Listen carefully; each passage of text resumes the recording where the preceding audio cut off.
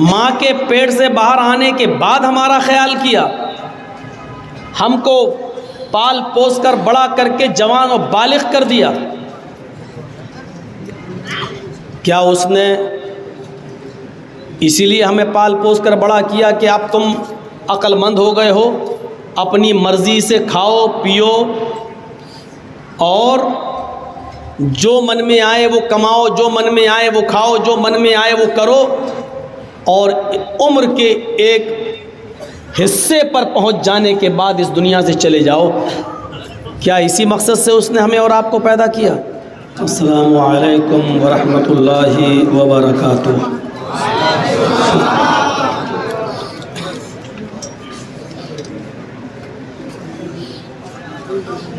अल्हम्दुलिल्लाह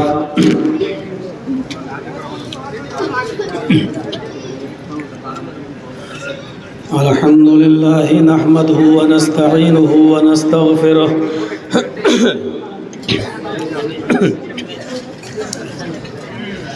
व नऊज़ु बिल्लाहि मिन शुरूरि अनफुसिना व मिन सय्यिआति अअमालिना। मन यहदिहिल्लाहु फला मुज़िल्ल लहु व मन युज़लिल फला हादिय लहु। व अशहदु अल्ला इलाहा इल्लल्लाहु वहदहु ला शरीका लहु व अशहदु अन्ना मुहम्मदन अब्दुहु व रसूलुहु। अम्मा बाद फ़इन्न खैरल हदीस किताबुल्लाह व खैरल हदी हदी मुहम्मदिन सल्लल्लाहु अलैहि वसल्लम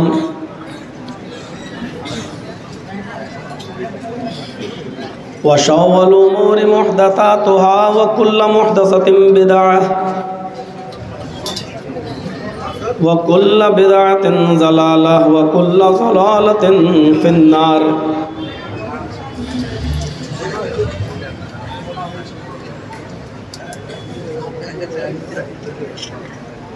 अऊज़ु बिल्लाहि मिनश शैतानिर रजीम। बिस्मिल्लाहिर रहमानिर रहीम। क़ुल या अहलल किताबि तआलौ इला कलिमतिन सवाइम बैनना व बैनकुम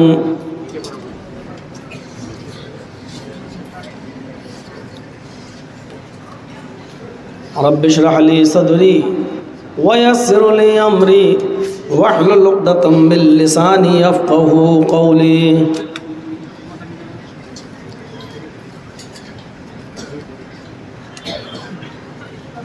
स्टेज पर तशरीफ़ फरमा मुअक्कर उलमाए किराम,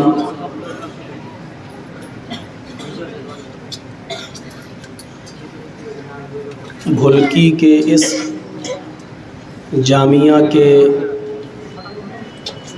मुअज़्ज़ज़ अराकीन व असातिज़ा किराम,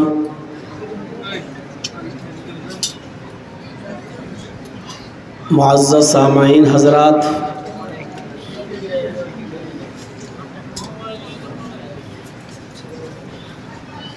नौजवानों और अज़ीज़ बच्चों,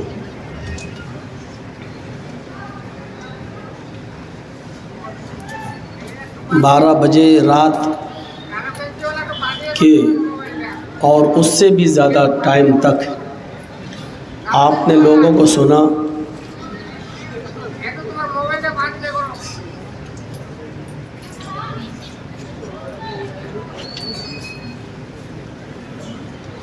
मदरसे का ताउन किया,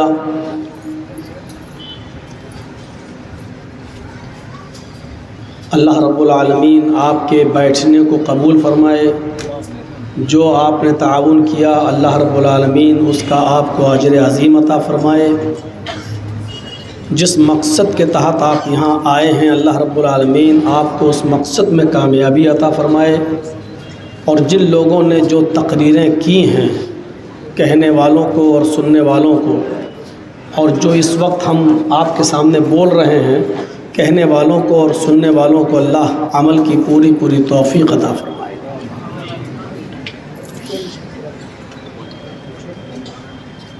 अल्लाह रब्बुल आलमीन ने हमें और आपको इस दुनिया के अंदर पैदा किया और अपनी एक अज़ीम नेमत ज़िंदगी से हमें और आपको नवाजा।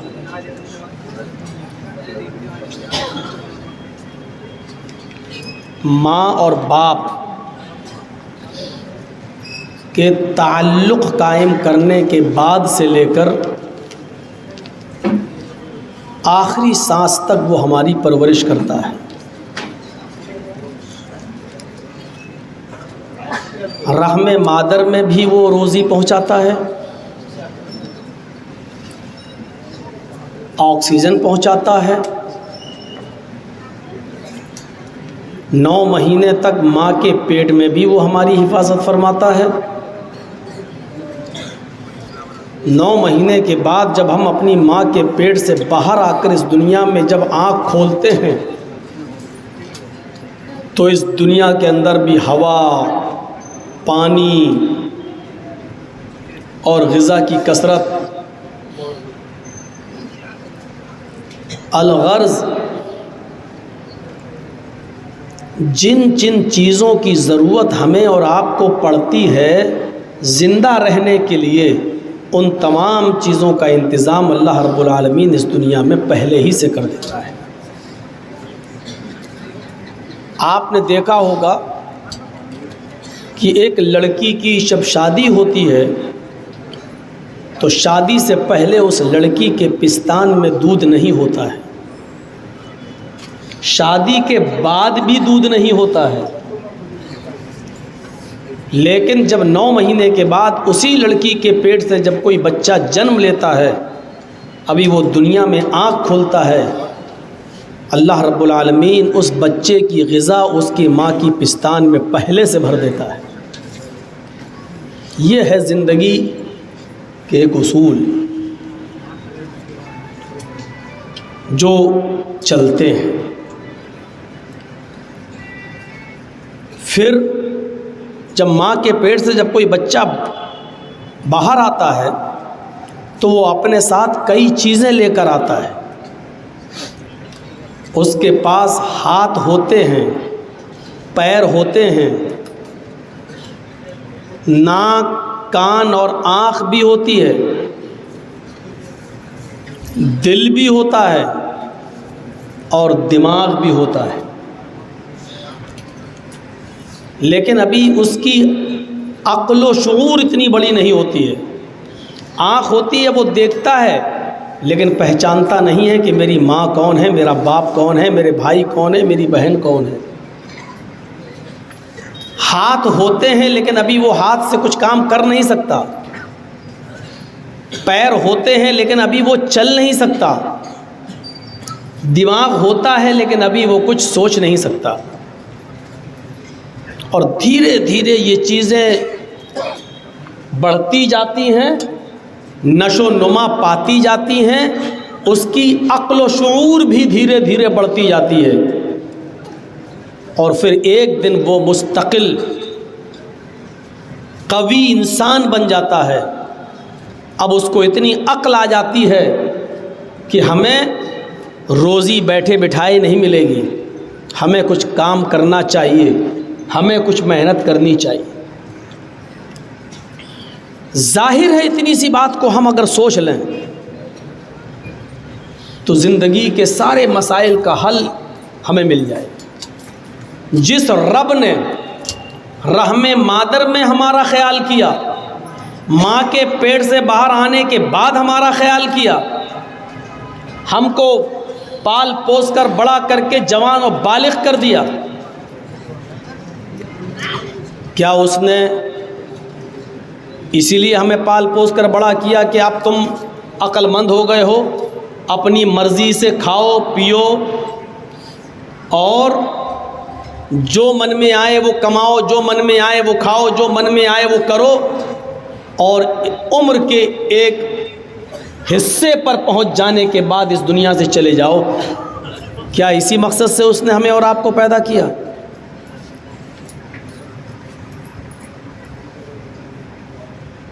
आपने एक मोटरसाइकिल ख़रीदी होगी, 4 व्हीलर आपने ख़रीदी होगी, आपके पास पैसा है, दौलत है, बड़े बिजनेसमैन हैं, 10 लाख 12 लाख रुपए की आपने स्विफ्ट खरीद ली, गाड़ी के मालिक हैं आप,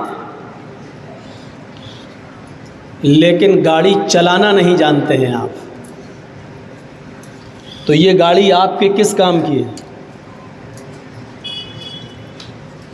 आपके पास जिंदगी है, आप बैठे हैं यहां पर,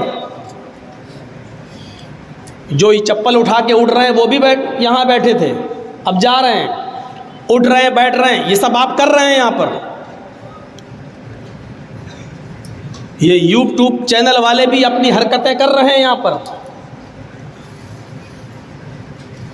रात के 12:30 बजे तक अभी इनकी सेटिंग सही नहीं हो पाई। ये जिंदगी है हमारी जो हम कर रहे हैं सब। हम जिंदगी के मालिक हैं, लेकिन जिंदगी कैसे गुजारी जाए ये हमें पता नहीं है। 10 लाख की 12 लाख की हमने गाड़ी खरीद ली, गाड़ी के मालिक हैं हम, लेकिन गाड़ी चलाना नहीं जानते। जर्जिस साहब ने 10 लाख रुपए की गाड़ी खरीदी, चलाना जानते नहीं, बैठ गए, एक्सीलेटर पर भी पैर सही से जमता नहीं है, धोखे से दब गया, तेज भागी और ठुक गई। साहब मेरी गाड़ी थी, मैं उसका मालिक था गाड़ी का, लेकिन गाड़ी हम ही से कंट्रोल नहीं हो पा रही है। क्यों? इसलिए कि गाड़ी हमने खरीदी ज़रूर है, लेकिन गाड़ी वाले ने गाड़ी बेचते वक्त एक किताब उसने दी थी, और उस किताब के अंदर उस गाड़ी के चलाने के नियम और उसके उसूल लिखे हुए थे, और उसमें ये वार्निंग थी कि हमारे बताए हुए उसूलों पर गाड़ी चलाओगे तो गाड़ी चलेगी, वरना यही गाड़ी तुम्हारे लिए वबाले जान बन जाएगी। पहले गियर में गाड़ी को उठाना है, दूसरे गियर में ऐसे चलाना है, तीसरे गियर में ऐसे चलाना है,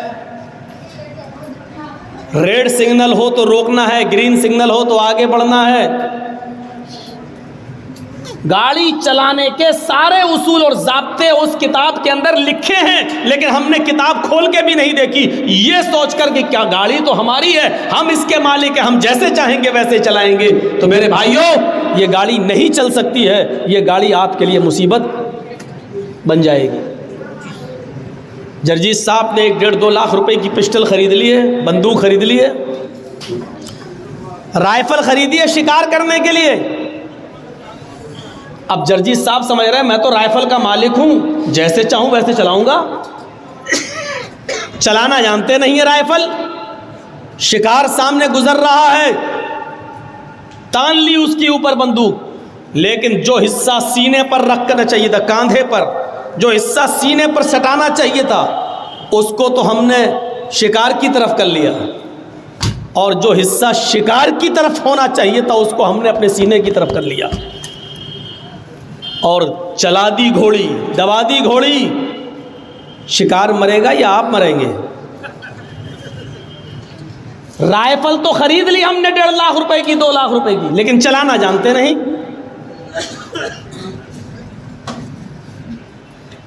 आया शिकार, इसको शिकार करेंगे, तो शिकार की तरफ जो सुराख होता है, जहां से गोली निकलती, वो हिस्सा तो हमने सीने की तरफ कर लिया, और जो हिस्सा सीने पे रखना चाहिए था उसको शिकार की तरफ, और दबा दी घोड़ी।